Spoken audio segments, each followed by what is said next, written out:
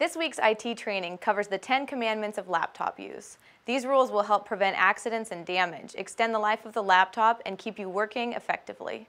These are important even if you currently have a desktop computer. Many of these commandments apply to any computer, and it's important to remember the rules when you're around a coworker's laptop. Don't drop the laptop. It sounds obvious, but don't drop your laptop and avoid shaking or bumping it, especially when it's on. There aren't many moving parts in a laptop, but the hard drive is a crucial piece.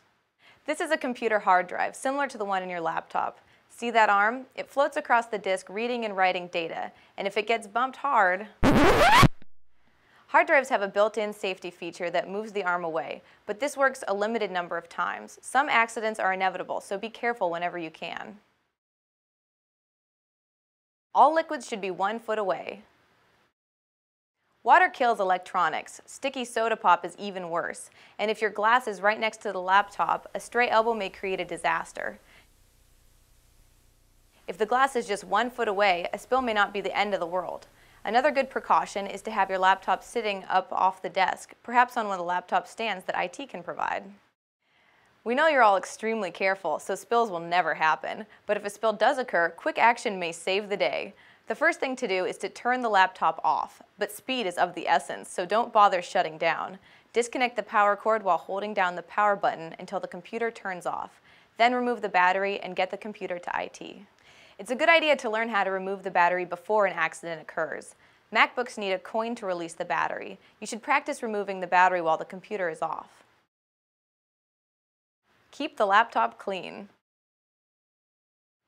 There's no question it looks nicer, but cleanliness is more about staying cool.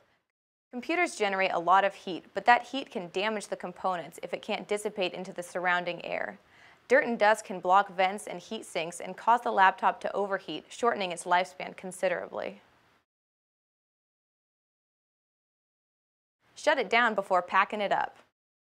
Laptop bags are designed with a lot of padding to keep the laptop safe, but if the laptop is still running, all that padding can do more harm than good, insulating the laptop until it overheats. If it isn't running, it won't generate heat. So before packing up your laptop, always be sure to either shut down or put it to sleep. Watch for the Apple logo to go dark. Don't rest the laptop on things that will block airflow. What's wrong with this picture?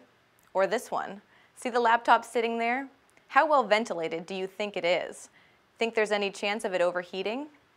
Try to avoid these situations. Keep the laptop out of extreme hot and cold conditions. Don't leave your laptop outside or in extreme temperatures. This is another commandment on overheating, but remember that cold can be even worse. If the laptop gets cold, then comes into a warm building, moisture in the air may condense on or even inside the laptop. And as we said earlier, water kills laptops. Don't leave it on the floor. You're using the laptop on the couch and the phone rings. The coffee table is all the way over there, so you leave the computer by your feet on the hardwood floor rather than the soft, fluffy couch cushions. But the phone call is so interesting that when you come back, if you store your laptop on the floor, it will get stepped on. Maybe not today, maybe not tomorrow, but soon, and that's the end of its life. Watch out for cables and cords. Apple is really clever. If you pull on the power cord for your laptop, the magnet lets it pop right off. But Ethernet cables, USB cords, external monitors, and other peripherals all use connections and don't release so easily. If you yank on one of those, the whole laptop might tumble off and...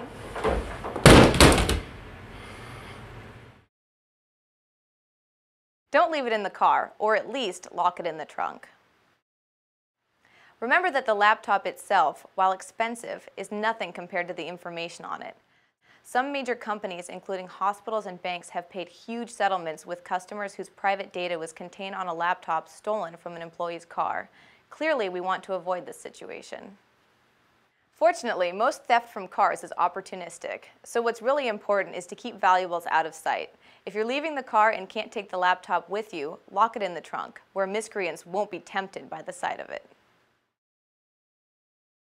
Use your own laptop when you can. Floater laptops are intended for special circumstances or people who don't already have a laptop they can take home with them. If the floaters are checked out already, they won't be available when needed. But more than that, why would you want to use the floater? Your laptop has your email, your bookmarks, everything you need, so why use a computer that isn't intended just for you? It's not a rule, but here's a tip for your power cord. You can leave the cord plugged in your office, just disconnect the white box and push on the plug adapter. The adapter should be in all laptop bags. Contact IT if you need a replacement. Following these rules will help keep the laptop fast and error-free, minimizing the computer problems that get between you and your work. We'll be back next week with another IT training video.